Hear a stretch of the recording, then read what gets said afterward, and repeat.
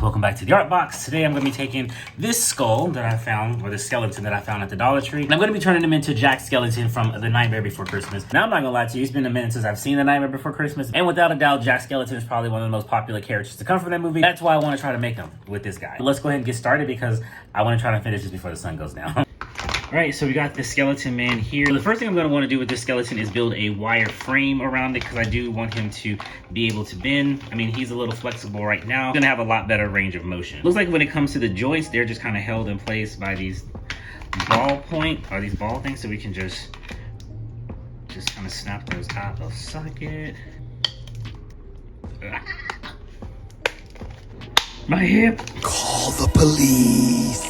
And one thing I'll say to you guys, especially when you're trying to do your own props or just becoming an artist, feel free to take the liberty to make something more your own. Well, I'm going to look up Jack Skellington just to get a rough idea of what he looks like, even though he's not that complicated. He's literally just a skeleton in a suit. Here he is. This is what we're going to be going with. Sorry for the glare there. So as I was saying, if you are going to be making your own custom items, feel free to put your own spin on it because that's what's going to make it unique. That's what I'm going to try to do with Mr. Skellington here, and we'll see how well this turns out. Okay, so now I just want to make sure that we have him, oops, that is the tailbone's connected to the thigh bone. Well, he's got to make sure that he's in the right proportion. That finger goes there, that hand goes there, and there we go. So I can build out the wireframe, which is what we're going to want to do next. All right, so for the wire, I'm going to be using this here. This is some stainless steel wire.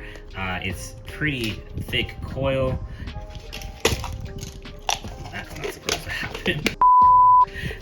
And it comes in this thing here. I actually got this from Freight Harbor. I'm sure the hobby stores carry this too, but whatever you do, don't sleep on Freight Harbor. They actually have a lot of good stuff there. That's where I got my soldering iron. I also got my heat gun and a few other things as well as this. So check them out. You might be surprised what you find. We're going to build a body out of this. If you don't have this or don't want to buy this, take a look in your closet. I'm sure you got some wire hangers. No wire hanger!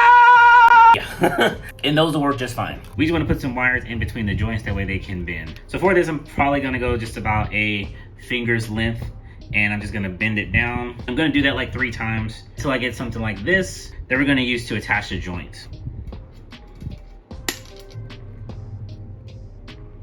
And once you got one, you can just measure it out with the other one and then do the same.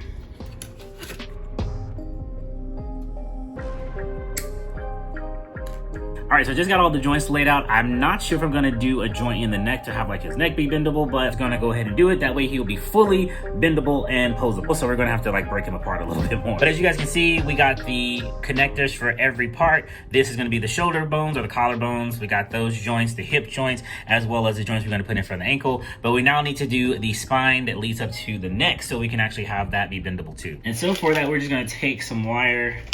Not really sure, it's gonna pull some of it out here. Measure it out to be the length of the body. I'm gonna give myself a little bit more room for when I have to insert the head. And we're gonna just double this up. We're gonna do this like 3 to 4 times. I want this to be very, very sturdy, very strong. Thanks, motorcycle. I'm not filming a video here. I think I did that about 5 times. If you have any sharp edges like that, just kind of bend them in on itself, just to make sure they're not sticking out. The next thing we need to do is get him separated. Looks like the head should probably pop off, or not. Fatality.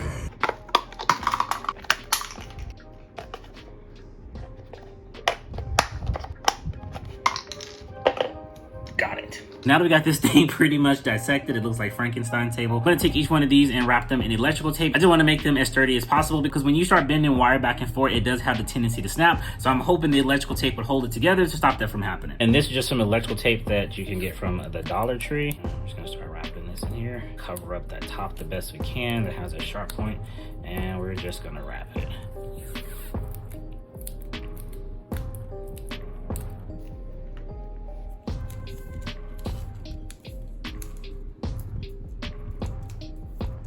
As you can see, it bends. Now that we got all that done, I need to take off these sides of the bones because on Jack Skellington, his hip bones don't stick out that far. He's very slender, almost like the Slender Man. And actually, this would be a good base to also build a Slender Man prop. If you guys are not a fan of Jack Skellington, take this, flip it into the Slender Man. You could do that too. Legs and hips and body.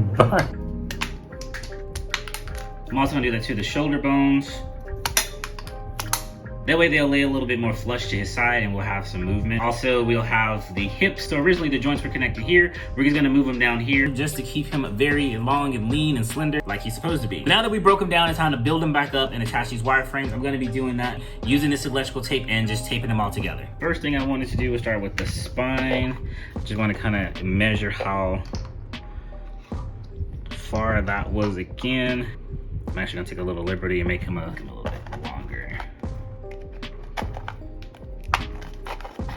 Got the hot glue gun plugged in, waiting for it to warm up. I swear, every time I start a craft, I say I'm not gonna need the hot glue gun, and I'm always end up needing the hot glue gun. That's gonna take a minute to warm up. So while we wait, I'm gonna go ahead and assemble the rest of the skeleton. That way that's out of the way. Did I make a mess of this? Let's see if I can figure out where all these pieces go. Man. What I'm also gonna do is go ahead and cut off these ends because we won't be needing those anymore. And those are just the connectors that were on the ends of all the bone pieces. I'm around my room. I'm gonna have some cleanup work to do when I'm done with this. Just gonna get rid of them. Now if you guys are wondering, like, do I have this mapped out or like a blueprint or something like that? I don't. I just think about what I'm gonna do and I just jump head first into it, make a whole bunch of mistakes, and hopefully what comes out in the end of it looks halfway decent. So when it comes to these pieces right here, it looks like we can actually insert these into this. Maybe, sort of. Oh, that's perfect. And we're just gonna extend the leg out just a little bit. We need room for it to bend. I'm gonna run some hot glue along the back of this as well as tape it in place. Bending it right there so I can indicate where I want to have the glue go. And we're just gonna put the glue right along the edge here. And we just set that in place. Give it a little time to dry. And we're gonna take some electrical tape, pull real tight on that because we wanna make sure we hold that in place.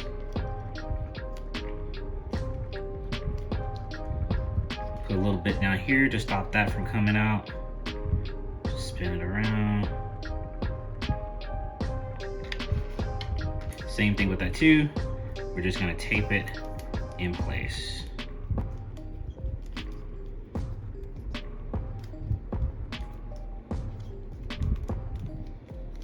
Now that's stable and it's not going anywhere, so we're gonna want to do that to both sides. So all I'm doing right here is measuring, making sure we get the right measurement so they can bend at the same angle, and we're just gonna mark it right there.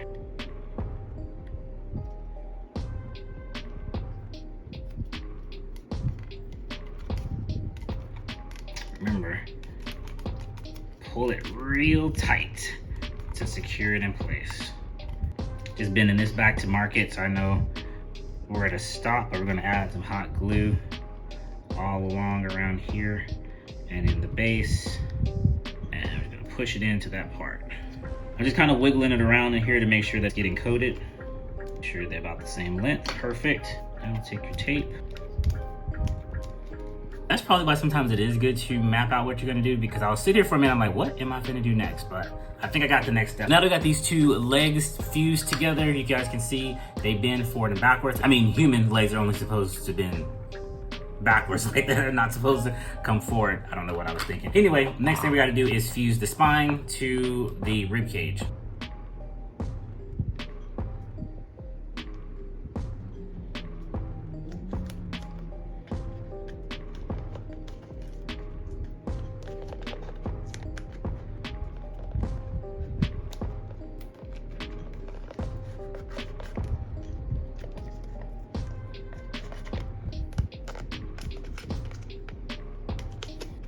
All right, so we got this secure down the spine.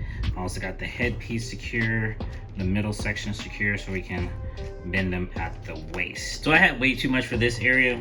He's only gonna need about that much space for his midsection. So we're gonna curl this up a bit.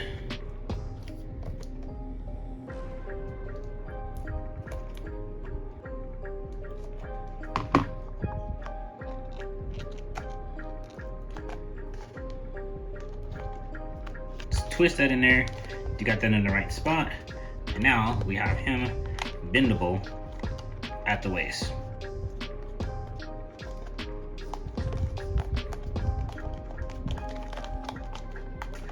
Now we got that wrapped up. We're gonna make the arms a little bit longer because on him they're extended and it'll better fit the frame of the character. The forearm part leading up to the hand had a hole at the bottom of it, so it was easy just to insert this other part and screw it into place.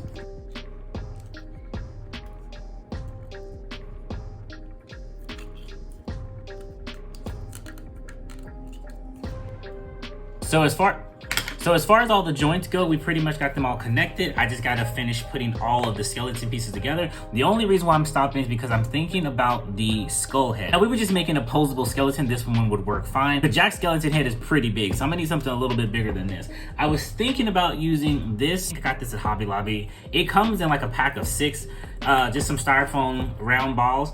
That could work, but I feel like his head is just a little bit bigger than this. So maybe I'll just use this as the base and just bulk it up. But let me finish putting the rest of these pieces together. So real quick, just to kind of show you what we're working with here.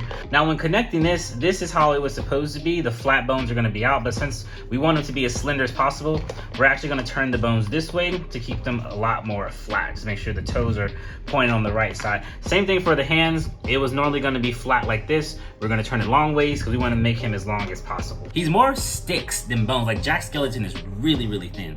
And we're gonna connect the hip pieces like this to even make his legs to be extended out a little bit longer. And the last 2 pieces of these we're going to use to attach his shoulders. So originally I was gonna connect the legs using this hole and put it in there and then run the next piece off in here.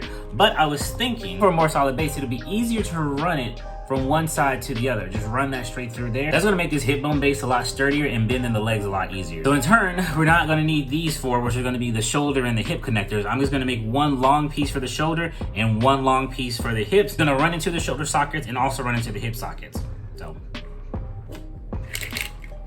So I split this part up here because it's not anything interesting. I'm just measuring out how long I need the wire to be for the shoulder and the hip connectors.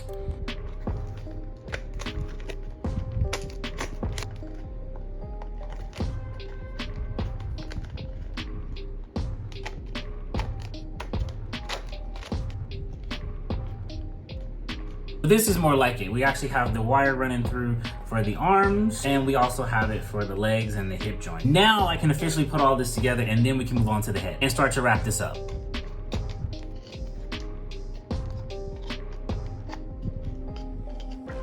As I looked at this, I could have made a longer wire that ran from here all the way down into that arm. Too late for it now. Since he has a stronger frame, he can almost stand up on his own.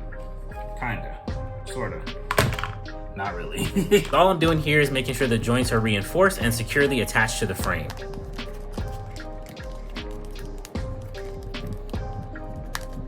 So the next thing for me to do was to use this styrofoam ball and some foil to start bulking out the head. I did my best to try to keep it as round as possible. Some areas were a little off, kind of lopsided, so I started to use the end of this marker to compress everything in. I saw someone else do this in another video, so we're just gonna act like this is legit. But I do have to say, it did help me shape the face a little. Now going into this, I knew I didn't want his face to be flat. I wanted it to have some dimension, so all I'm doing right here is just roughly sketching out the design of his face. And I'm gonna use some hot glue to build up some layers and definition to carve out his face. Now you guys don't have to do this. You can just roll up some foil and glue it to the face, or if you have some polymer clay, you can mold it that way.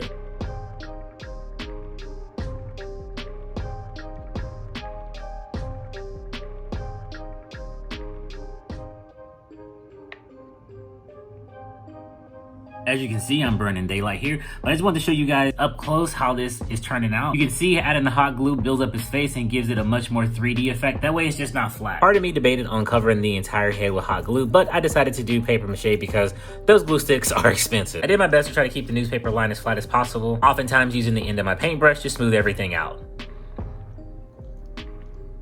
And once that was done, I set that aside to dry. While that was drying, I took some time to draw out the back tail end of the tuxedo, also to make the signature bat bow tie that Jack Skellington wears.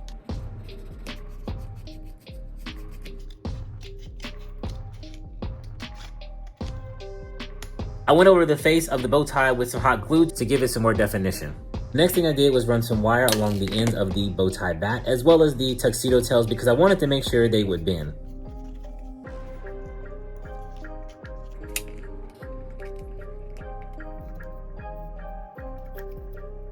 Now, as you can see, we have a bendable coat tail that we can put behind him that will also mold with the character shape.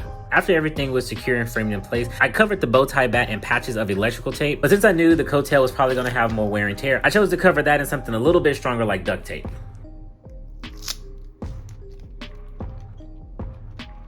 Here I'm just using some black acrylic paint to blend the face into the wings.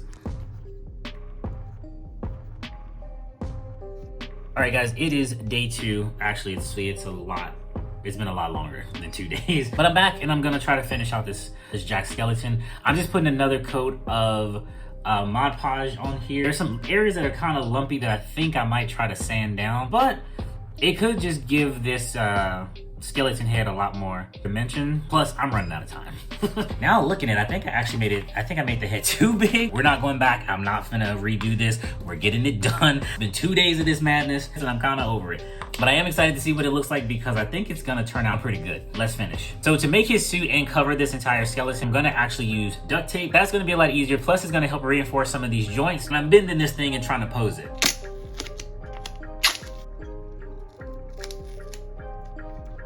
Oops, that's a problem. I don't know why I thought that would work. Let's just tape your joints down and you should still be able to bend, right? Wrong. So we'll have to rethink the joint. I have an overhead camera here and I wasn't even recording that.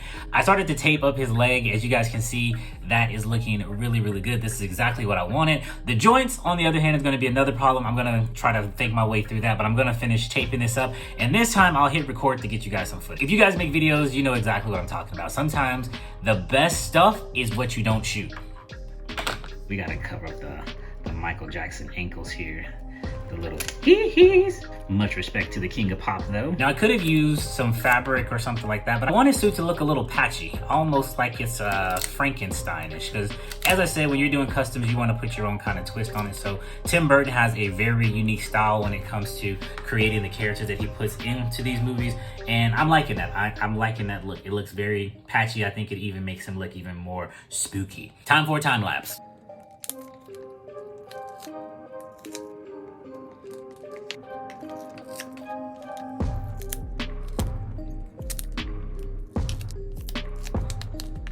So as you guys can see now, he is fully covered. He is looking a lot more like Jack Skellington. I'm loving the way the ribs are coming out. All I gotta do now is finish up a few more pieces of his suit and he will be done. Now for the last part of this, I keep saying it, but there still seems to be more steps to do. So what I'm doing here is just making sure there's enough of this foam paper to cover his chest entirely. I use my finger to feel and roughly sketch out where the middle section of his chest is gonna be. Once I had that indentation, I traced over real quickly with a pencil just so I knew exactly where I was gonna cut. Also, I needed to define where the suit's flaps or whatever you call those things, because I'm gonna have to cover those with tape.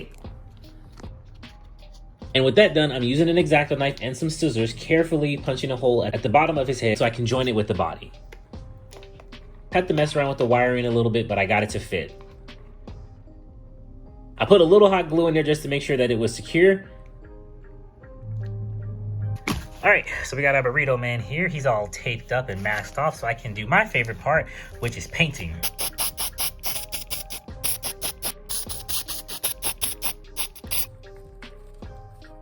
After unwrapping my Nightmare Before Christmas, it was time to assemble the rest of him. I taped on the tuxedo tails in the back.